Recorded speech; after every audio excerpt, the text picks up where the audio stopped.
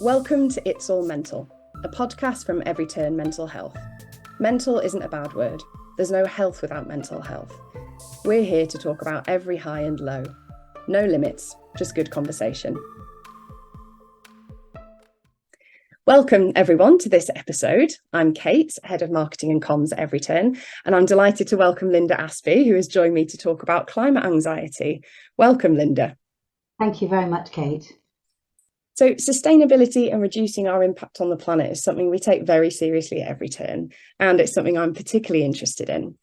And I met Linda when she was giving a training session about climate anxiety for the British Association for Counselling and Psychotherapy, or the BACP, and it had a real impact on me. So I think it's fair to say that about 30 seconds after we launched this podcast, I knew I wanted to invite Linda to join us for an episode. So I'll let Linda introduce herself, but by way of some scene setting, Linda is an accredited psychotherapeutic counsellor and coach with over 30 years experience. She's a fellow of the BACP. She's a certified carbon ambassador and climate leadership and teams coach, and a member and facilitator of the Climate Psychology Alliance. So it's safe to say she knows a thing or two about today's topic. So Linda, over to you. Could you tell us, what is climate anxiety and how did you come to take an interest in it? Thank you, Kate. Climate anxiety has got various terms for it. Some people call it eco-distress, and in fact there's quite a bit of discussion right now about whether it is distress or anxiety. For some people, anxiety might mean a label, and this isn't something to be pathologised, whereas distress can more accurately describe how some people are feeling. But there isn't really one term that's working for everybody, particularly across different parts of the world as well. So we'll go with climate anxiety for the moment. And it is a response to what we see and feel and know about that's happening in the world around climate and the environment and the loss of nature and everything else that's going on. In fact, there's more crises than just climate. There is an environmental crisis, there's a meta crisis, there's a crisis of being, there's a crisis of existence. So climate anxiety is a response to the very normal, valid response to the kinds of things we're seeing in the world. And typically it will show up as feeling tearful. It can be quite traumatic. Some people have had a traumatic awakening of some kind when they've been living a normal life, business as usual, go along, and one day something strikes them, and it strikes very deep, very profoundly. And it can be actually quite a moment of trauma when they realise the world around is really struggling and crumbling to some way. So anxiety can be when you really can't sleep because you're thinking about it all the time, or you may find yourself avoiding looking at it or reading about it, or alternatively you may find yourself absolutely consumed and looking for more news and, as we call it, doom scrolling, looking for things that sort of back up what your worst fears are. It can manifest itself in different ways in terms of mood. You can wake up feeling low. You can find it difficult to have motivation for the day.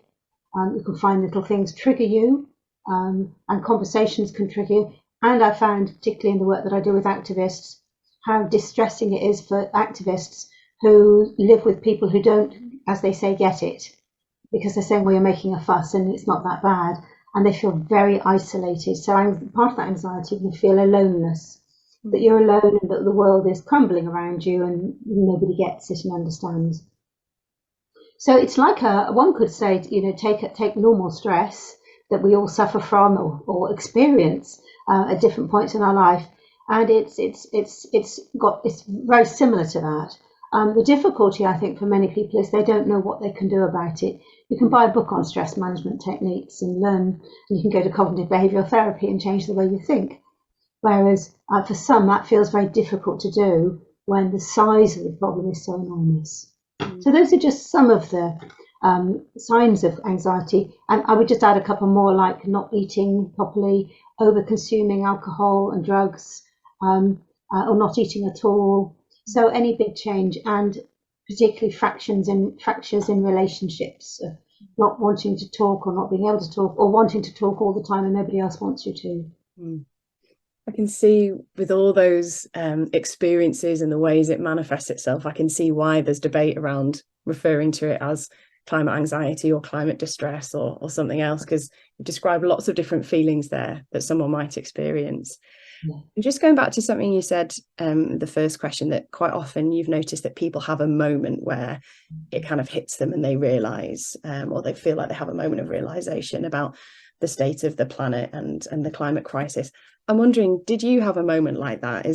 Was a moment like that the prompt for you to take an interest in this area? Yes, it was. Although I have been aware for many years that we're trashing the planet, and I've become really aware of things like plastic bottles, and I'd reduced my flying. I don't fly at all anymore now, but at the time I was feeling uncomfortable about flying even for work. I started reading a little bit about insect decline and species decline, and I haven't really let it sink in. And certainly for many people I encounter, and for many people who haven't yet had that experience, there tends to be a moment of absolute truth. It feels true and shocking and horrific. I call that a climate awakening. So although I was sleepwalking, I was awake, but I was sleepwalking. And so, yes, my moment was hearing the end of a documentary after a lovely day working with a client, and I was getting in my car to come back home. It's a few years ago now, and I heard a documentary about the decline of butterflies in the Netherlands. They dropped by 84% in 130 years. And I did what you've just done. I just couldn't believe the number. You hear about 5 or 10% decline of species, and I guess we've been inured to that, really. But 84%, I just couldn't get my head around it. And perhaps, I'm sure I did actually have a rather idyllic view of the Netherlands, that it was all beautiful fields of flowers, and it's actually massively industrial in many places, a massive coal, I believe. So very, very industrial. So that was an absolute shock. And it sent me into a deep, deep depression. I came home. I found I was crying. I was driving and trying to drive, and I couldn't. I was crying. So I had to stop at the side of the road, and I just wailed like a baby. And I'd never experienced that before since I was a baby. And so from that moment on, I can't see the world the same. And there's something that people describe about this moment when nothing in life looks the same again. So when someone...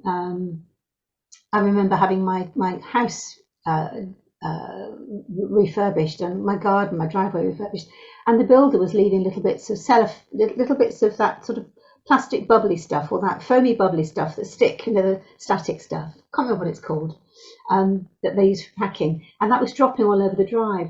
And I remember one night going out after he'd left one evening. I was going out and picking up these tiny little bobbles because I couldn't bear them to go into the earth to pollute. And if anybody had seen me, they would have thought, what is this woman doing on her hands and knees going down the drive? And I just, looking back at that was just a sign of distress and care, actually care. So I meet a lot of people that have had something like that.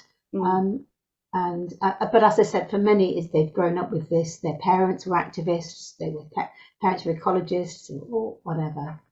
Yeah. It's interesting that you mentioned, parents, and you mentioned before around one of the things that people who are experiencing climate distress or anxiety sometimes struggle with is having conversations with people, either friends, family, or colleagues. And we always say that this podcast is about no limits, just good conversation. But I'm thinking about how difficult it can be for people to have conversations about the climate crisis, and that sounds like something you've certainly noticed too. So I'm wondering, someone who's less engaged or worried about the climate crisis might think that climate anxiety sounds like an extreme reaction. But then someone who is experiencing climate anxiety might worry about talking about it for that exact reason.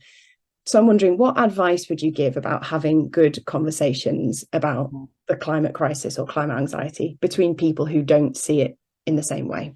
One of the things that we think is happening from a psychological perspective for those folk is that what we're looking at here is an existential threat of a massive existential nature. And we spend a lot of our lives avoiding death, don't we? We don't talk about our will until the last minute. We don't. But we've all got an idyllic view of how we're going to die, sitting, 90 years old, 95 years old, in a rocking chair, surrounded by love and pets and grandchildren and a fire and all of warm fire and all of those things. So it challenges, particularly in Western worlds, our notions of our existence. We live a lot longer than we used to over the last few generations. So the existential nature of that means that it's very hard to look at, and that can also evoke lots of very strong feelings that we'd rather not have. So there could be those feelings of guilt. What have we done in just the last 70 years in particular? We've done massive harm. We've done harm actually since the industrial and even some would say the agricultural revolution. So we've done massive amounts of harm to the planet. So there's some feelings of burdenness, that we are connected to prior generations. What are we leaving for futures?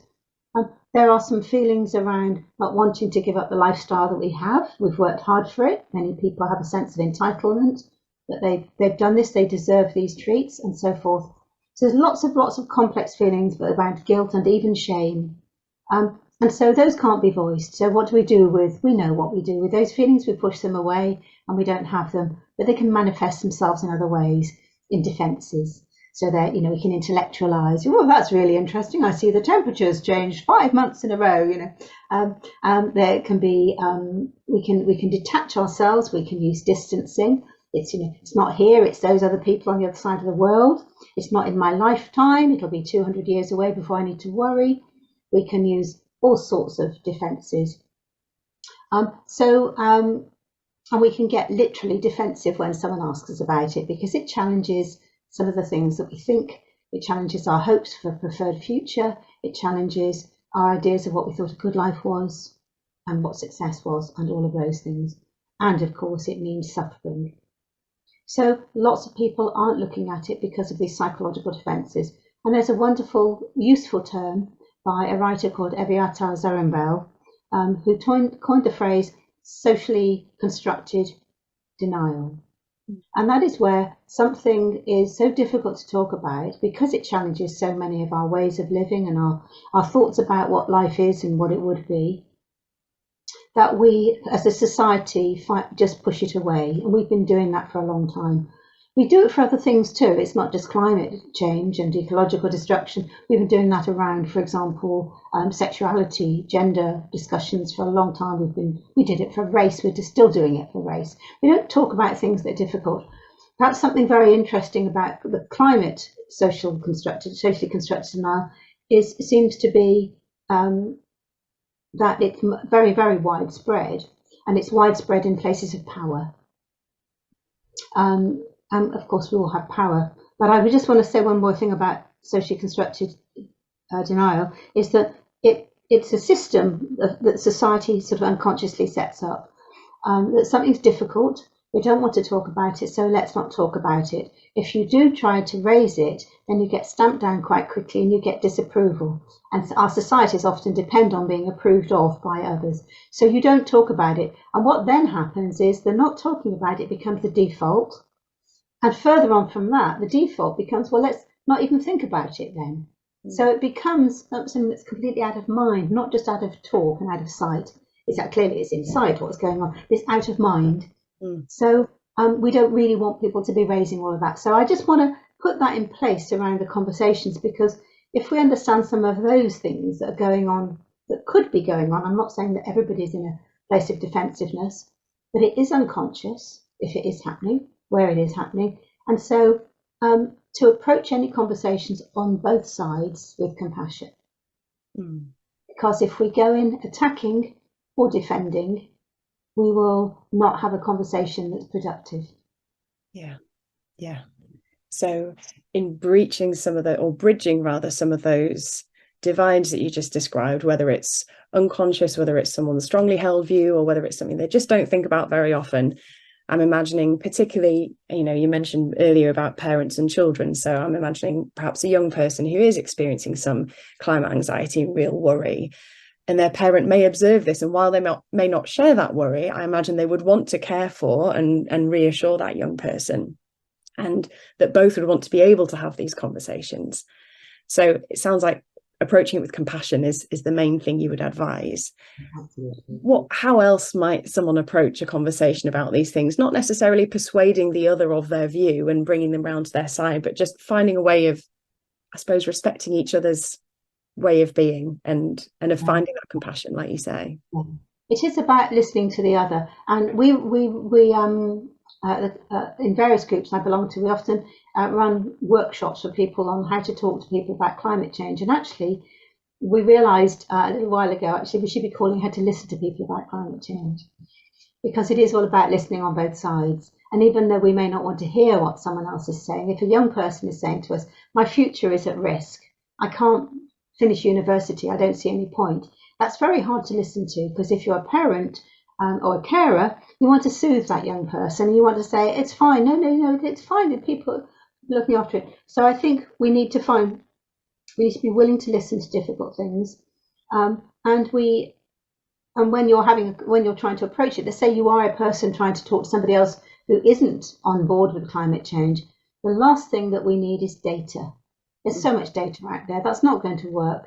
What we actually need is we need to hear stories, and we need to hear feelings, and we need questions that invite us into a story or a conversation. So asking people, rather than saying, did you know this is happening, that's 5 point so and so percent, or whatever, to actually say, I've been concerned myself recently about climate. I just wondered what your thoughts are about what you see going on in the world, and be willing to listen, and listen as if you really to be really interested, to learn, because actually what we are facing, and you've talked about conversation, what we're facing more than anything is a crisis of connection on so many levels.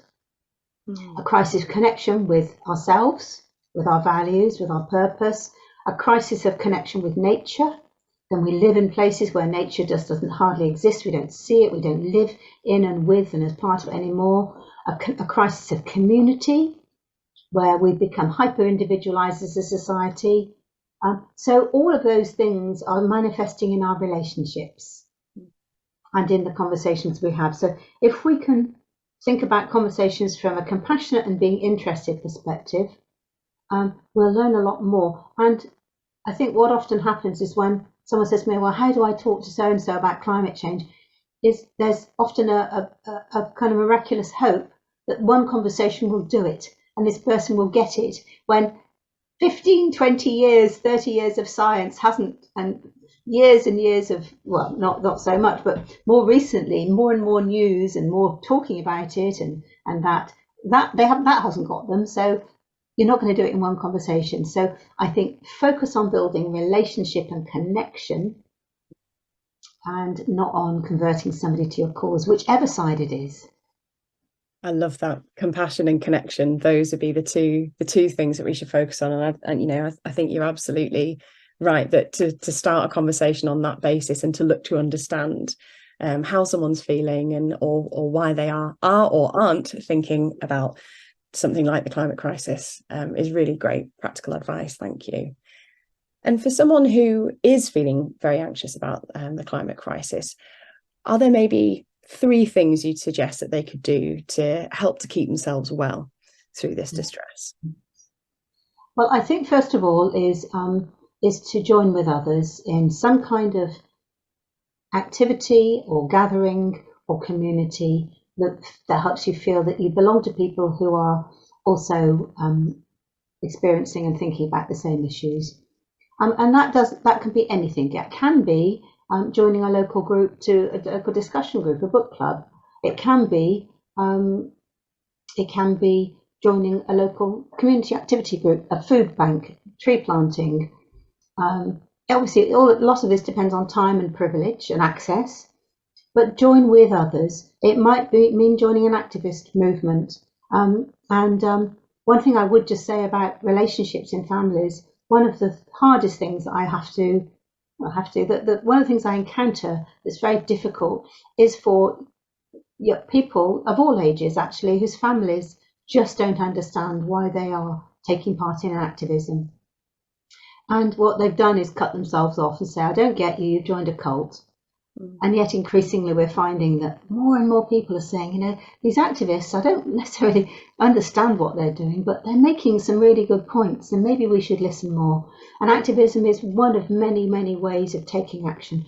So the fractures occurring in families because of activism are really painful, because people join activist movements not because they've got nothing else to do, not because they're idle, bone idle scroungers on the deck. These are people who take their holidays to go on, take their holiday and their day leave, and they manage childcare, and they go on a march or a protest, or they do something because they are desperate to draw attention to how serious it is. So I'd encourage those who don't understand activism to read a bit about it. There's lots of research. So that's just one thing I wanted to say there, because that is probably the biggest cause that I encounter in my work with activists of distress, real manifest distress, that they've lost connection with their family because they've been labelled as having joined a cult. I'm in the cult. I'm not a cult member, but I'm a strong supporter of activism and activists. So one thing they can do then is find a community and start your own if you don't have one, if there isn't one. And that can be to do anything, and action definitely does help. And whilst I'm talking about action, everything we do is significant. Of course, by changing our light bulbs for lower energy light bulbs, or for, swapping one type of food for one other type of food, is not going to solve this crisis on the scale it needs to be solved. But what it does do is give you stuff you can do, is give you things you can talk about to other people. It makes it more normal for you to be taking action, and action can diffuse and spread wider. And if it spreads wide enough, of course, then it does put pressure on systems. If we all stopped eating one particular food, and we did it for long enough and it was widespread enough, then the manufacturers wouldn't make it anymore. But that's a bigger picture thing. So we are a small part of the system, but if you don't take action, all you do is feel powerless. So some kind of community group. So now is not a time to be alone. Find a group. That's one thing. Secondly, do manage how much news you take in and how much you watch. That's particularly, I think, worrying for much younger people who are much more used to having their phones with them 24/7, perhaps, than the older people. Is that this doom scrolling thing can be pernicious. It can get addictive, and whilst we want to stay informed about what's going on in the world, it's also a case of managing our feed, managing what we take, and making sure we look for good news too. There's hundreds and hundreds of people having this conversation right now that you and I are having about how can we help people with anxiety? How can we have these conversations all over the world? So, and look into what projects are happening, get involved in something that's happening, read about those so that you balance, and then you can use the most wonderful conversation and self-management tool, which is both and. Yes, it's really bad, and lots of people are doing things about it. Yes, I feel really, really lost, and I can find out more by joining this group. So use yes and, both and.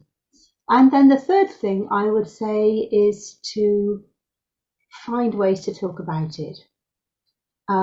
It's part of community, it's part of action, but until we can normalise having conversations around our Earth and what's going on in our society, nothing is going to change if we don't break the socially constructed silence. So find ways to talk about it. Some great books out there. There's help from therapists if you need.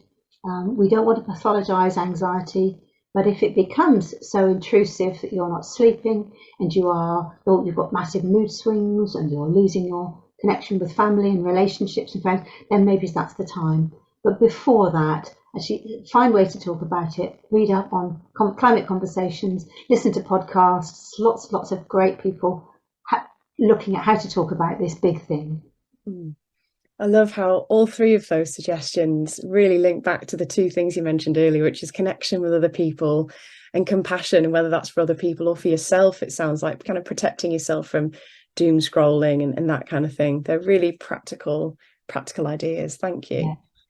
And there's something else I want to add as well, which I think is a really important thing that can get missed off, is that some say that climate anxiety is a privilege. It's a place of privilege. We're not as badly affected by many people and beings around the world that currently are losing their homes through floods and droughts and famines as a result of climate change. And I would just say to people, your feelings are very valid. If you are anxious, you might live in a centrally heated home with food in your tummy, but don't see this as something that's bad. It's a sign that you really care about what's going on, and it's a sign that you can, that it's not too late for you to get engaged. But also I would encourage people to find out more about the roots of what's going on. Until we understand that climate change is actually an issue of colonization and racism and power and exploitation of vulnerable people, or actually some of the people weren't vulnerable, they just had their power taken away and became vulnerable. So I think until we can understand much more widely about the systemic causes of climate change and environmental crisis and the social injustices and the species injustices that are happening, we can get too insular. We can think it's all about me. We have to open our windows to a wider world and learn about it without getting overwhelmed, but also acknowledging that there will be people in our societies and groups who are maybe living with intergenerational trauma as a result of their families having been exploited and extracted and evicted from their homelands. So bearing in mind, we need to be sensitive about the roots and the histories of all of this that many people carry in their blood, and many people are living with their relatives around the world, currently being devastated by climate change. Thank you. Yeah, thank you for adding that. It's a really important point. And if there are any recommendations you have, either for books or podcasts or anything like that, I'll add them into the show notes so everyone can access them. So finally, given everything we've talked about and the real challenges that we are facing because of the climate crisis, what is it that keeps you hopeful? Well, I suppose on the one hand, I don't have hope in a traditional sense that it is what it is and it will be what it will be. So I suppose I've reached a position of post-tragic acceptance that things are going to change immeasurably, probably during my lifetime. But it doesn't mean that I give up. And so I like, for me, the term active hope is something that's it's been around for a long time from the work of Joanna Macy and the work that we connect. And it's actually saying, well, I've got an intention that I want to play my part. I don't know what the outcome will be, but I'm not going to sit and wait for things to happen. So it's not a passive form of hope. It's not an optimism. Oh, yeah, it'll be fine. They'll sort it at COP28. Ha ha, as if. But I think it's saying, well, okay, I don't know if I'm making a difference, but I'm going to try, because the alternative for me, from my position of privilege at the moment, is to stay in bed all day long and do nothing. And I can't do that. For me, that's not an option. So mine is, where are my skills? Oh, that's another thing I wanted to add to what people can do, by the way, when they join groups, is whatever skill you have already in life, it's needed in this climate crisis, whether that's designing posters, whether that's doing face painting at fetes, whether that's cooking for people. There's all sorts of things that you can apply in this setting that can make you feel really reconnected and useful. So I looked at what my skills were, and they happen to be speaking and writing and coaching and facilitating. And I thought, how can I apply those? So having those connections with my skills is what gives me a sense of purpose. I wouldn't necessarily say hope in the same way, but I did write a book, I co-edited a book called Holding the Hope, which is a series of 17 beautiful essays from people in the coaching, psychological therapies, psychology, and counselling worlds and social fields. And it's Holding the Hope, Reviving Psychological and Spiritual Agency in the Face of Climate Crisis. So I like to think of it as agency rather than hope. I have a sense of agency, is that I've got some things I can do. I'm going to do them. I don't know what the outcome will be, but I'm going to give them my best shot. I love that. I love the idea of us using who we are and what we have to help to tackle the climate crisis, because we can't all be climate scientists and we won't all be Greta Thunbergs and have that kind of platform, but what we can do and what we're already good at is of use and will help us to connect to other people. So I really love that. That's a very hopeful, although gritty hope, like you've described, and kind of active hope note to end on. So thank you for everything you've shared. It's been really interesting and challenging, and I hope it's been useful for people who are either feeling a sense of climate distress or climate anxiety, and perhaps for people who haven't really heard of it before, and this will help to give a sense of what it means. So thank you so much for joining us today, and thank you, and I wish you well in all your climate tackling activities. Yeah, but thank you very much. I just want to add as we close, if anybody's feeling triggered by what they've heard, I encourage you to visit the Climate Psychology Alliance's website, and there you'll find lots of different resources, and you'll also find access to people who can listen and people who put their time in voluntarily as well. So I do urge you to look at the Climate Psychology Alliance's website. Thank you, Linda, and we'll put that in the episode notes along with any other resources that you would recommend. So thank you everyone for listening, and thank you, Linda, for joining us. You're welcome. Thank you for listening to It's All Mental, a podcast from Everyturn Mental Health. If you enjoyed this episode, remember to follow, rate and share. See you next time.